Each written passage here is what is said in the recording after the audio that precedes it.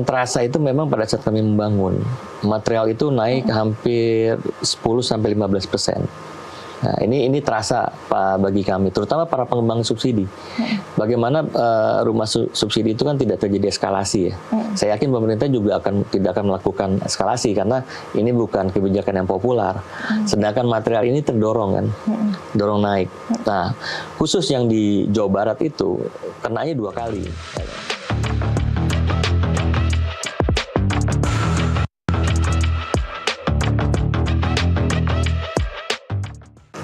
Anda kembali menyaksikan segmen Zona Cuan bersama saya Ellen Gracia, dan untuk membahas terkait daya tahan sektor properti di tengah berbagai dinamika ekonomi, kita akan mengulasnya bersama Bapak Dedi Indra Setiawan, Ketua Umum Asosiasi Pengembang Perumahan dan Permukiman Seluruh Indonesia (APERSI).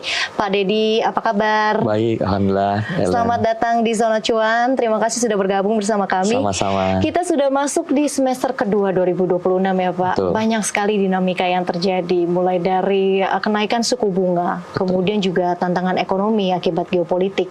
Untuk industri properti saat ini sudah seperti apa nih Pak pengaruhnya? Kalau terkait kondisi ekonomi ya, terutama dampak perang nih, kan properti ini penjualannya sebenarnya turun dibandingkan dari kuartal ke-4 2025. Turunnya kurang lebih sekitar 25%-an lah. Pada kuartal ke-4 2025 itu properti naik tuh.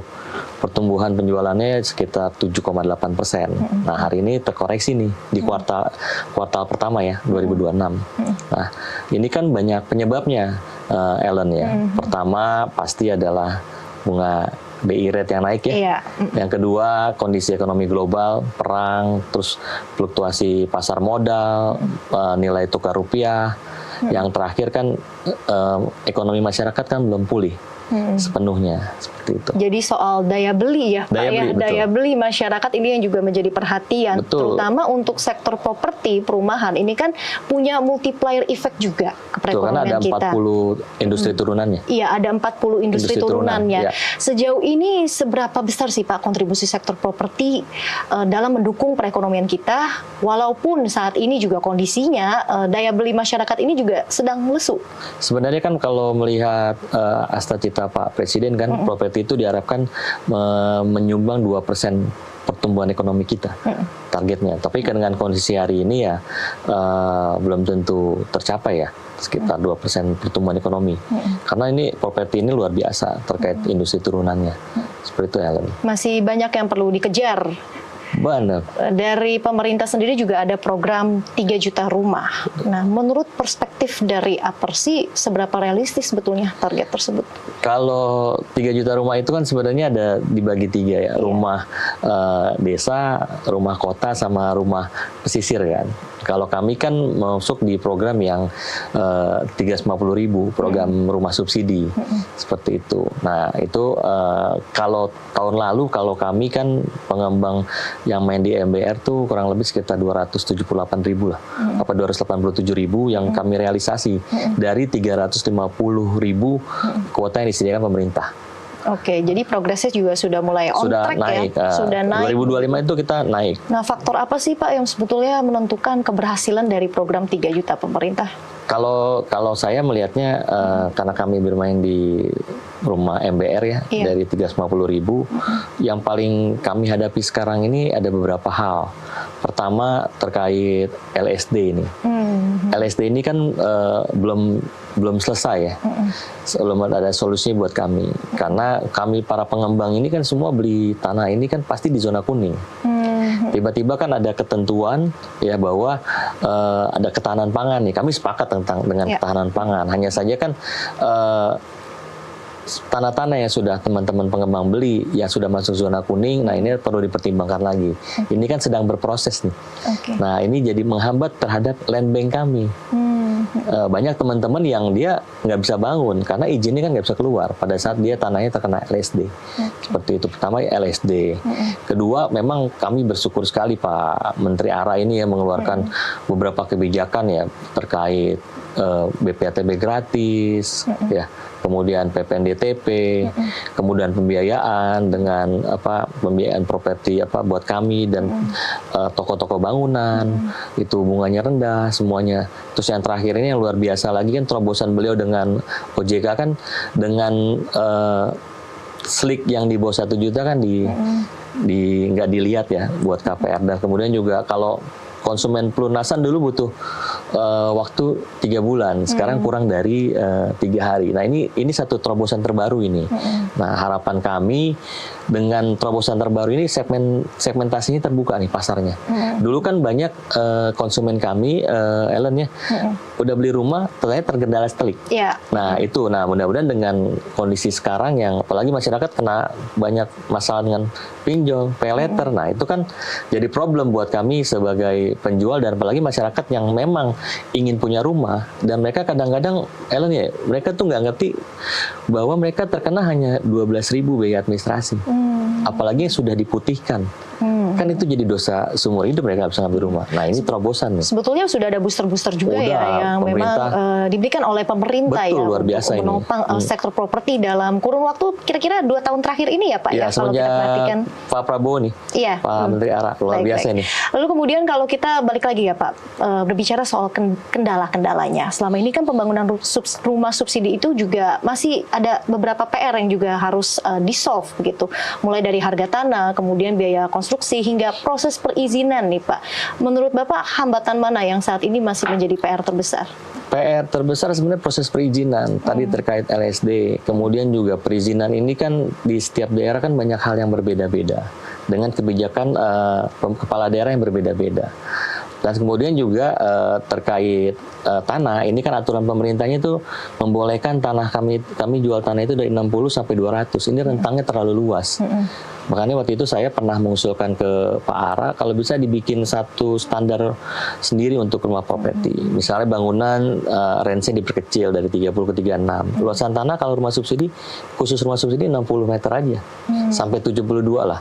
Karena kalau terlalu luas pun, kalau di daerah-daerah yang gambut kan mereka nggak bisa pakai juga, malah cenderung jadi kumuh seperti itu.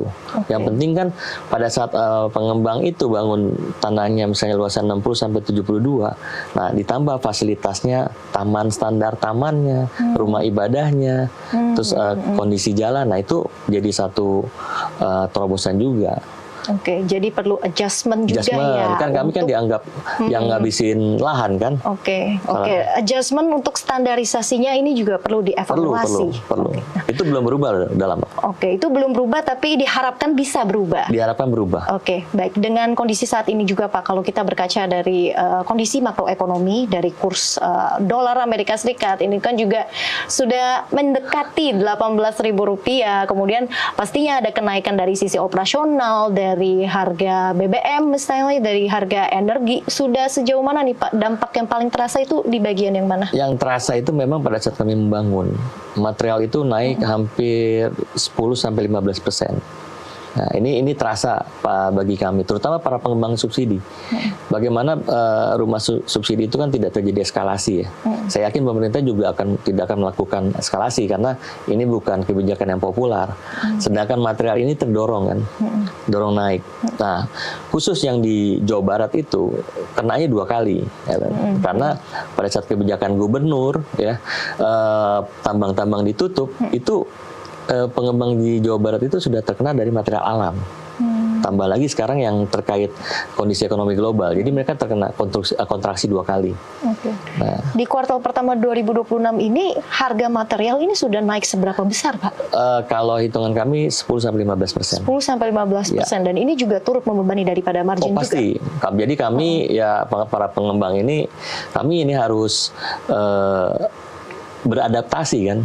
Jadi kami harus tetap membangun, kan kita harus merah putih nih, membangun untuk masyarakat dan rumah masyarakat. Tapi kami melakukan efisiensi cost segala macam. Yang hari ini kan yang survive itu bukan yang dulu growth ya, bicara luas lahan, sekarang efisien menurut kami. Oke. Dengan strategi efisiensi ini bagaimana strategi dari para pengembang juga untuk memastikan bahwa di lapangan ini kualitasnya juga tidak berpengaruh ataupun juga terganggu gitu Pak? Kalau kami kan ada standar standar, Iya. Ellen ya, ada standar besinya, diameter besi, terus tipe konstruksinya, semua itu ada standar dari PU. Dari Kementerian PUPR dulu ya. Nah, kami itu wajib mengikuti itu karena ada inspeksi. Nah, kalau dilihat hari ini rumah subsidi itu sudah makin membaik. Apalagi waktu Pak Menteri Aras awal-awal menjabat itu kami semua disidak. Jadi itu ketahuan tuh Pak Menteri itu bisa tahu tuh Kementerian PKP itu ada oknum pengembang nakal ya gitu ya. Yang memang mereka ya secara konstruksi mereka tidak sesuai, itu sudah tangkap-tangkapin sama Pak Menteri itu. Jadi sangat detail ya. Sudah ada SOP-nya begitu ya Pak. Sudah. Nah, apakah sempat dengan adanya tadi ya dari sisi material ini juga sempat mempengaruhi ataupun juga mengganggu dari pelaksanaan proyek? Kalau kenaikan pasti. Iya. Karena kan kami sampai hari ini nih kalau kita mau membangun itu pasti perhitungannya beda dengan kita membangun yang 2 bulan yang lalu, gitu. Setiap membangun kami pasti hitung lagi apakah ada kenaikan lagi atau tidak. Nah, yang paling penting adalah nih teman-teman pengembang itu melakukan kontrak jangka panjang dengan supplier-suppliernya bahwa materialnya kita ikat sekian. Tapi kan tidak semua supplier mau ya.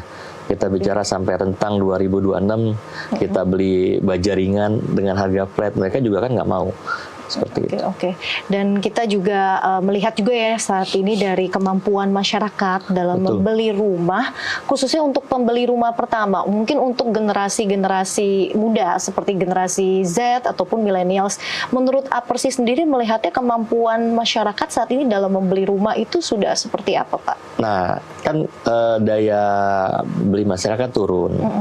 Terus juga kemarin Kementerian bekerja sama dengan instansi lain membuat satu aturan yang bahwa KPR itu bisa 40 tahun.